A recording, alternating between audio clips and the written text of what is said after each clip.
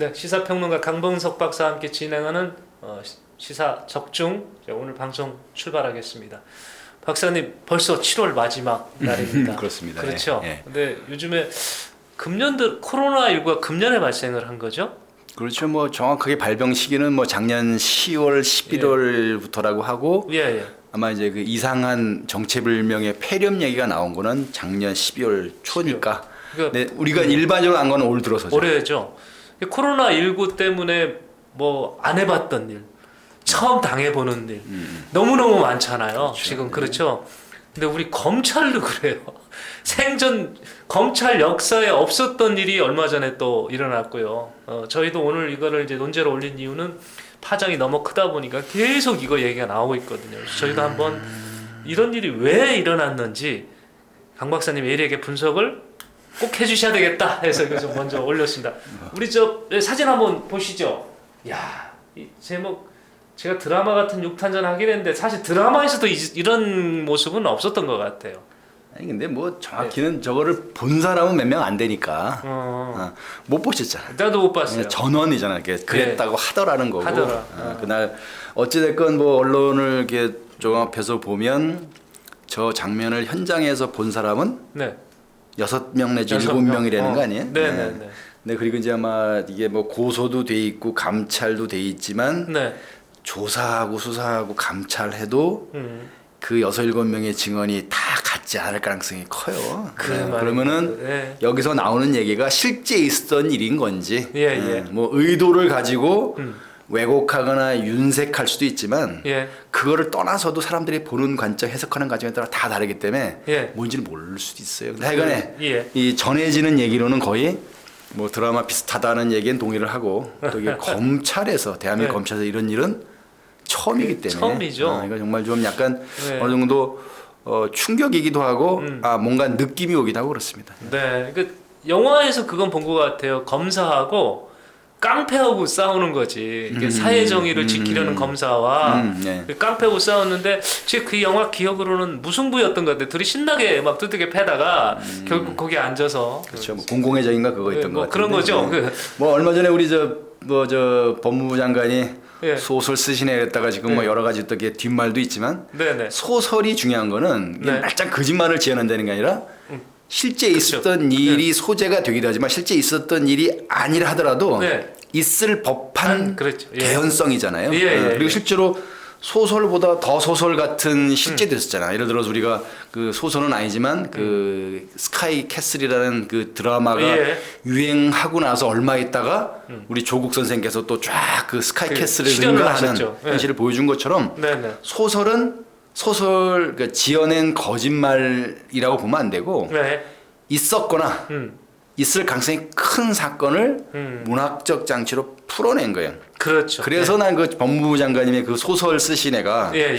그 말씀이 그 원뜻대로 맞을 수도 있겠다. 실현되는 거야. 아니, 그건 그 얘기까지 하면 안 되고 그것처럼 이게 이 드라마가 네. 뭐 그 전에 보면 이 비슷한 거를 다룬 그 네. 영화 같은 게 좀 있었잖아요. 네. 사실 이거 보면은 또 그렇게 뭐 그 검사와 그 범죄자가 이렇게 서로 이렇게 막 치고받는 공공의적이었지 아마 그게? 예. 그런 영화도 있었고 그다음에 이제 뭐 검사들이 누구의 그 권력자들이 하수인이 돼가지고 막 하는 무슨 뭐 내부자들 네. 뭐 이런 식의 여러 영화들이 갑자기 막 쫙 스쳐가는 거예요. 그러니까 네. 이게 영화나 소설이 그냥 단순히 작가나 감독의 상상력이나 이 말발로가 아니라 네. 실제 있을 수 있는 것들이 그냥 그 사람들의 그 손과 입을 통해서 만들어지는 게 수도 있겠구나 그런 생각을 했어요.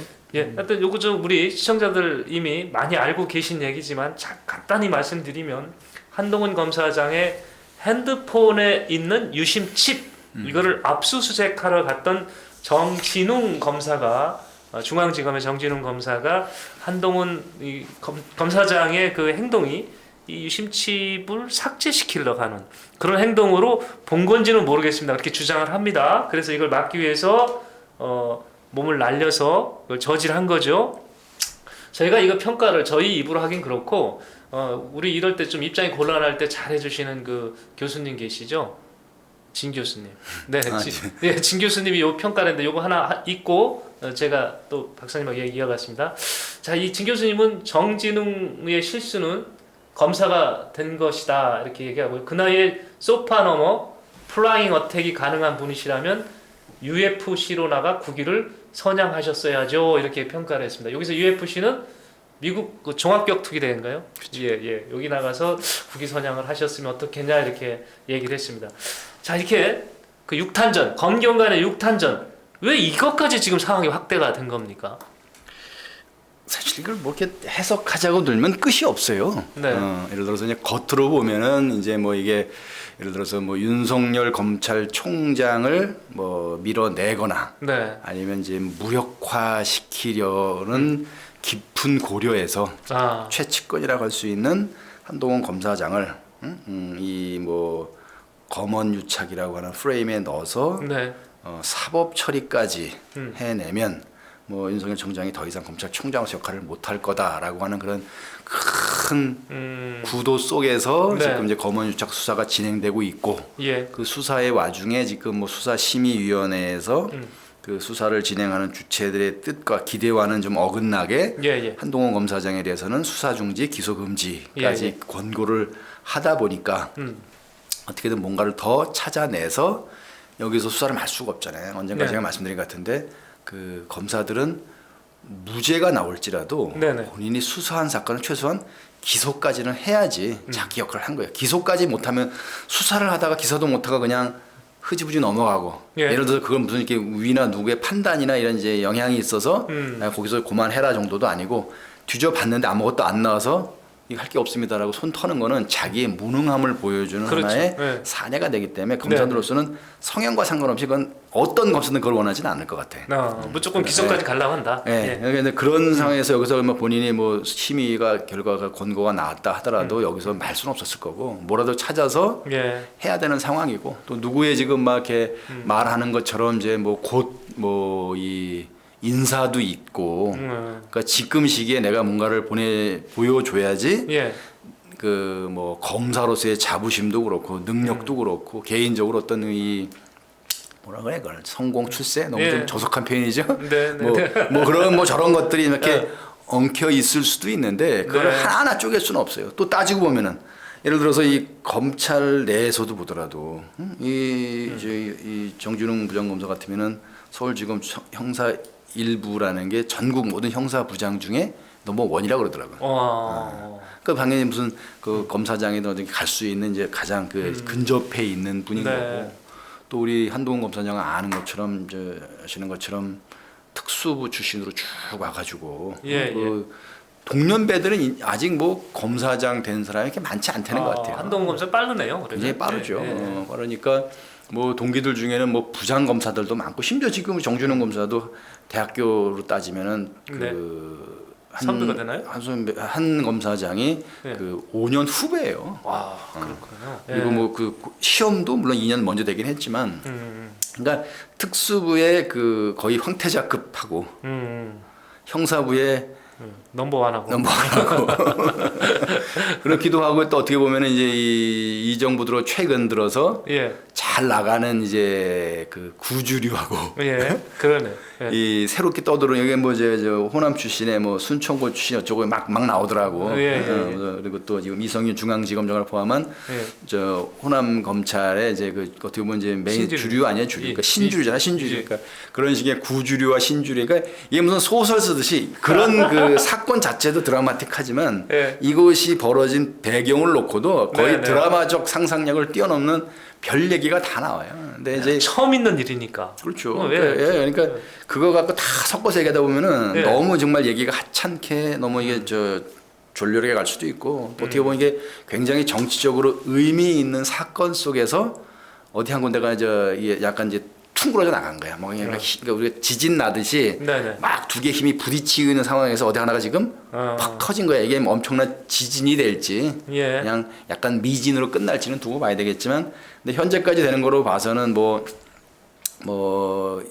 이렇게 어렵게 압수했던 유심칩도 바로 한 3시간 만에 돌려줬다는 얘기는 이제 더 이상 할 게 없다는 그런 거 아니냐라는 추측도 있고, 그다음에 이제 뭐 수사심의에도 제출하지 못한 또 다른 증거나 무슨 근거가 명확하지 않은 거로 보면 요건은 아마 그냥 아주 큰 지진까지는 안 갈 수도 있지만 이제 전혀 이제 다른 쪽으로 번질 수는 있겠죠. 네. 요건 자체가 이렇게 커지진 않더라도 요건에 이제 그 후폭풍이랄까요? 예. 여진이 이제 여러 가지 방면으로 나갈 수도 있죠.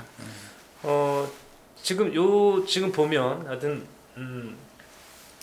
지금 분위기는 한동훈 검사장 쪽에서 조금 유리한 부분이 있는 것 같아요. 그러니까 이를테면요, 처음에는 공무집행방해를 했다 이렇게 얘기를 했다가 이 말이 쏙 들어갔습니다.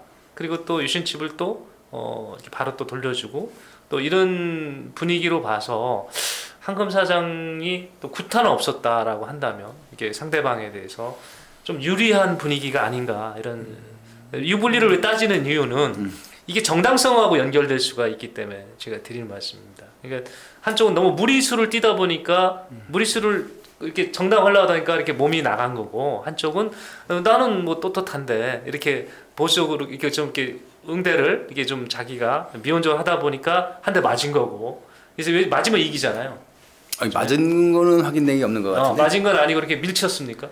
그러니까 우리가 말하는 이건 말을 끄는 게 되는데 여기 잠깐만 우리가 법적으로 폭행이라고 하는 거는 그 내가 원치 않은 방식으로 나를 건드리면 다 그게 폭행이 될 수 있어요. 예. 심지어 나 저 험한 말 욕이 아니더라도 그렇죠. 위협적인 말을도 폭행일 수 있거든. 근데 이번에 한 검사장이 원하지 않는데 자기를 밀었다든지 손을 잡았다든지 뭔가를 뺏으려 했다든지 이게 정당한 공무집행 상황이 아니었기 때문에 나에 대한 폭행이다.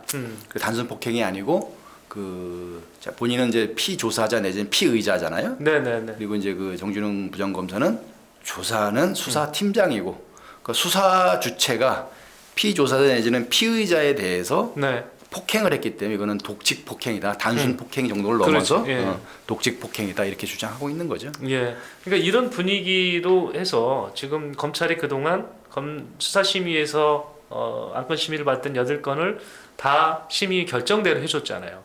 이 건만 유독 수사를 강행을 하고 있는데 한동훈 검사장은 오히려 여기서 피해자인 걸로 이렇게 된다면 앞으로 수사를 하는데 굉장히 지장이 가지 않을까요? 그러니까 지금 보면은 이런 상황에서 이 사건 자체의 수사 동력을 찾기는 쉽지 않을 것 같아요. 그러면 그렇죠. 이제 추가적으로 뭘 찾아내서 아마 그래서 아마 좀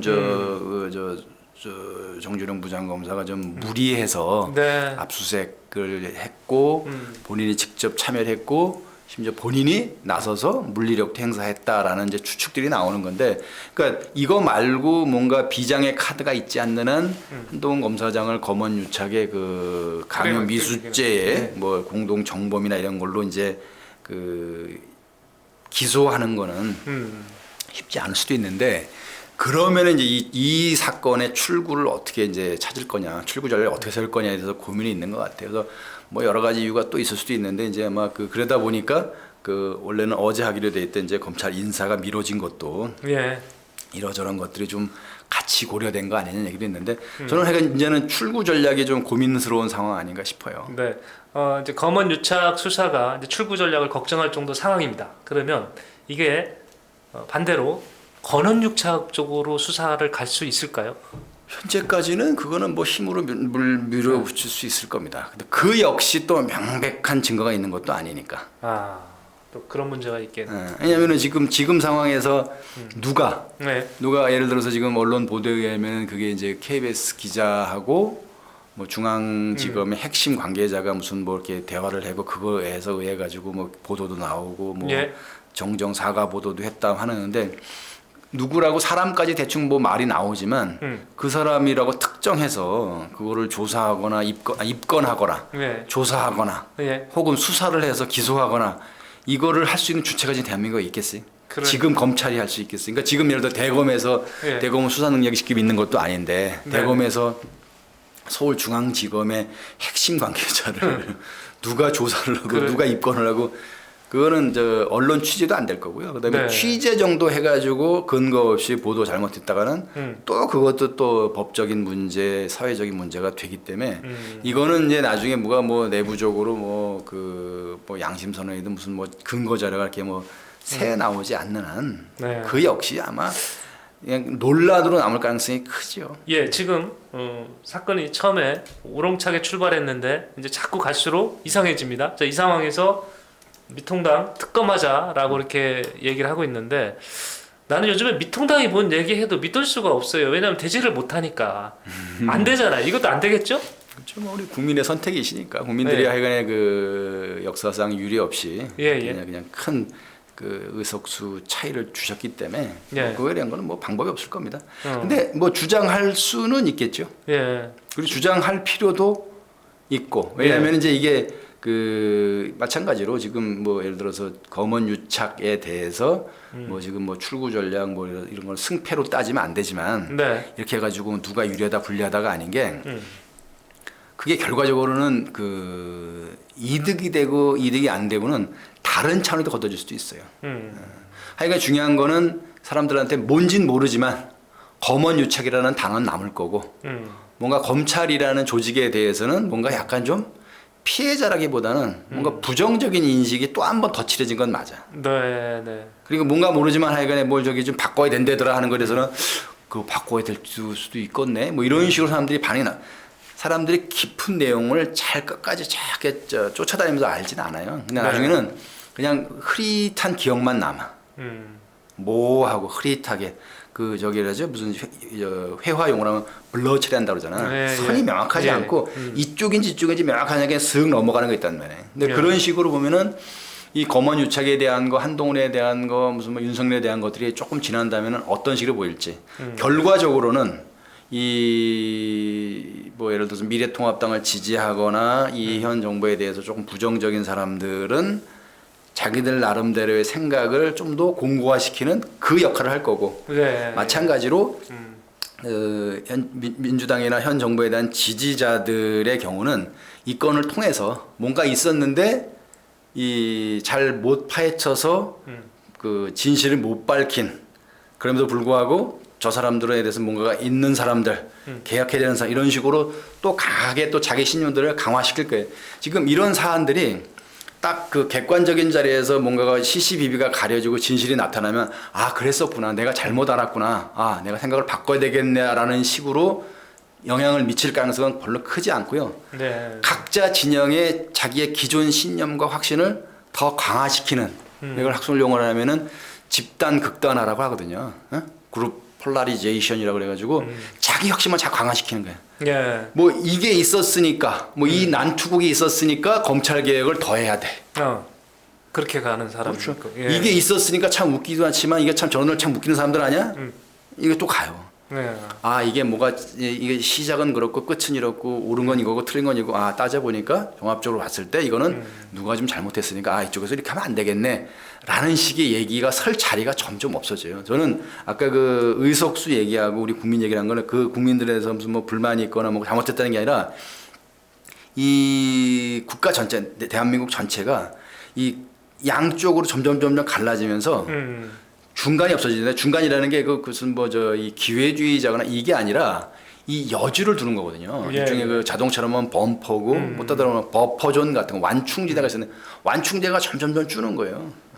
예를 들어서 지금 여론조사 같은 걸 해도 이제 뭐 그 뭐 무당층이 많은 것에서 문제라고 보는 분들도 많지만 저는 꼭 그렇게 보진 않아요. 근데 현재 보면 이제 무당층이라고 하는 사람들이 대개 뭐 10% 15% 정도인데 그 사람들이 완충 작용을 할지 그냥 회피해 버릴지 이 양쪽의 극단적인 막 극단화 현상에 대해서 이거를 완화시키는 완충 역할을 할지 아니면 쑥 빠져나가서 이 극단끼리 정말 부딪히게 하는 이 그나마 모호한 공간 자체가 없어버리는 그런 역할을 할지에 대한 이제 걱정이 좀 있는 거죠. 근데 네. 이것도 뭐 그래서 보면은 뭐 이게 뭐 당장은 한동훈 검사장한테 좀 유리해 보이고 한동훈 검사장이 사법 처리가 될 가능성이 점점 희박해진 것도 많고 어떻게 보면은 이 수사를 했던 우리 영준호 부장검사가 약간 무슨 저 코미디 주인공처럼 이렇게 막 희화화되는 측면도 없지 않은데 어떻게 보면 두 사람 다 보면 희생자일 수도 있어요. 네. 예, 거대한 권력 투쟁이라든지 어떤 그 사나의 변화 속에 이렇게 막 이 그 단층이 부딪히는 와중에 이게 으깨지거나 튕겨져 나가는 그런 그런 생각이 들고 그런 생각을 하다 보니까 이제 그 전에 그 뭐 아까 얘기했던 뭐 영화 내부자들 보면 그게 꼭 보수 세력에만 그런 일이 있었겠느냐 싶은 거고 그러면 네. 이 사람들은 과연 이런 국면에서 무슨 역할을 하고 있고 이 상황을 본인들이 그 칼자루를 쥐고 뭐 주도권을 쥐고 하는 거냐 네. 뭐 이런 생각도 들고 또 이제 정말 이제는 검찰을 뭐 굳이 저 정부 여당에서 개혁하자고 덤비지 않아도 되는 거 아닌가 이 지경까지 온 거예요. 예. 물론 이제 조금만 더 말씀드리면 이제 뭐 검사 동일체 원칙도 이제 더 이상 인정되지도 않고 과거에는 검사 동일체 이래가지고는 정권과 상관없이 네. 검찰은 검찰이다, 검사는 검찰이다, 뭐 이런 이래가지고는 하니까 그게 너무 세다고 지금 막 치는 거잖아요. 좀 힘을 예, 예. 빼겠다고. 근데 뭐 이미 굉장히 많이 된 것 같아요. 그 안에서도 보면 이제 그 밑에 그 부하 검사들이 이제 상급자에 대해서 들이받는 거는 이제 뭐 누가 이제 특이하게 보지도 않고, 네. 네. 그리고 이제 이런 식으로 그 이건 어떻게 보면 좀 공개돼서는 참 어떻게 보면은 내부의 입장에서 보면 좀 부끄러운 일일 수도 있거든. 그럼요. 이런 게 진행되고 이게 왜 이런 일이 진행되는가에 대한 분석들을 보다 보면 아마 이럴 때야말로 그 내부 그 검사들이나 저 검찰 내부 사람들이 볼 때는 자괴감이라든지 참담함을 느낀다 이런 생각을 하게 되는 계기가 그 아래 검사들이 북을 끓겠어요. 그렇죠. 정말 그럴 때 예. 저는 예. 그 자괴감, 뭐 참담함을 느낀다 이런 표현은 사실 이런 경우에 쓸 말이고요. 네. 저희가 누가 잘하고 잘못하고 이걸 사실 좀 뭐 따져보자는 것보다는 사태가 왜 여기까지 왔느냐 이제 이걸 좀 보면서 그러니까 야, 6탄전이 그 우리 호국 영령들이 총알 떨어져가지고 중공군 때려잡을 때 쓰던 건데 이게 우리 법률로서 싸우던 양반들이 서로 몸을 날려가지고 이러니까 참 보시는 우리 시민들도 깝깝하겠다 이런 생각을 해봅니다. 그러니까 이게 저는 이제 세상이 바뀌면은 예. 바뀌면은 그 예를 들어서 뭐 우리가 그 기존에 당연한 거로 생겼던 어떤 헌법적 가치에 대한 것들도 심지어 헌법적 가치에 대한 것들도 현재의 그 국민들의 뜻, 네. 현재의 상식과 그 이런 걸 판단에 맞춰서 약간 변경되거나 다시 논의할 수도 있다고 봅니다. 근데 그럼에도 불구하고 그 국가가 예를 들어 우리가 뭐 공화국에 그러는데 그 공화국이라면은 공화국을 지탱하는 각각의 기둥들이 제 역할들을 다 할 필요가 있어요. 예, 그리고 그 역할을 다 하는 게 그 국가의 발전, 공화국의 발전에 도운 거고. 그래서 심지어 공화국이라는 개념이 없었던 조선 시대만 하더라도 왕명이 틀리면 나는 왕에 따르지 않고 의를 따른다 그랬잖아요. 예, 그래서 이게 막 목이 날아가고 귀양 가는 선비들이 있었던 거고 뭐 수천 명씩 수백 명씩 막 이렇게 죽어가는 사화들도 있었던 게 꼭 그게 뭐 그 얘기하는 선배들이 다 지극히 옳고 한 점도 벌점이 없는 사람들이었냐? 그건 아니에요. 그 와중에도 자기 권력 찾으려고 막 약간 막 발광했던 사람도 있을 거고 그 와중에도 사기치거나 거짓말하거나 남을 모략하거나 아랫사람 것을 빼앗는 나쁜 짓 한 사람도 있을 거야. 하지만 중요한 거는 그게 어느 정도 인정됐다라는 거지. 큰 명칭에서 보면은. 네. 임금을 따르는 군신 관계에 대한 것이 성리학의 기본 원리지만 임금이 옳지 않으면 나는 임금을 따를 것이 아니라 의를 따를 것이다. 이것이 선비의 갈 길이다. 그런 거잖아요. 그러니까 우리가 뭐 연산군이나 광해군이 그 반정을 통해서 없어지기도 한 거고 또 이 네. 왕들이 그 일상적으로 뭔가 잘못하는 거에 대해서는 목숨을 걸고 이제 예. 간하고 하는 거고 그 역할을 하는 것이 뭐 사관부고 사관원이고 삼사라고 그러잖아요. 그러니까 네. 삼사가 제대로 서야 조정이 제대로 쓰고 조정이 제대로 서야 국가가 제대로 쓴다 그랬잖아요. 이렇게 따지면은 우리 현재 그 국가 기관들에 대한 현재 검찰을 둘러싼 외부의 공격과 내부의 이런 분란, 그다음에 이제 동시에 있는 지금 뭐 감사원장에 대한 뭐 국회에서의 막 여러 가지 압박과 공격. 이거 뭐냐면 국가 기관에 대해서 고유한 업무나 기능을 잘 할 수 있는 게 뭔지에 대한 논의와 무관하게 네. 내 정치적 이익과 그 맞지 않으면 내 적으로 몰고 국가기관 자체를 무너뜨리는 것은 내 정치적 목적을 달성하는 데는 도움이 될지 모르지만 그것이 국가의 기본 틀을 유지하는데 자 이런 식으로 보면은 자 감사원을 그렇게 만들어서 뭐 청와대에서 원하는 식의 감사 결과만 쭉 나오는 게 과연 대한민국에 유리할지 그건 조규숙 전 수석도 말씀했잖아요. 검찰이 이렇게 돼가지고 위에 아래까지 이런 정치적인 사건과 관련해서 예. 검찰 내부의 검사들끼리 상하에 있어서 이런 식의 뭐 실제로 주먹 다짐까지는 안 했더라도 이런 식의 몸싸움이 벌어져서 국민들한테 이 조롱의 대상, 코미디의 대상으로 막 전락해 있는 검찰이 무슨 권위를 가지고 국민들의 잘못에 대해서 추상과 같은 심판을 하겠냐 이거예요. 네. 그래서 지킬 건 좀 지켜줘야 된다. 아무리 정치 권력이 중요해도. 알겠습니다. 예, 우리 강 박사님 답답해가지고 지금 말씀이 길어지셨던 것 같아요. 검찰 개청 사상 최초로 일어났던 검건 간의 유탄전 얘기를 첫 번째 논제로 다뤄봤습니다. 다음은 우리 2+2 어디 뭐 편의점에서 많이 봤던 숫자인 것 같은데요. 전월세 얘기로 넘어가도록 하겠습니다.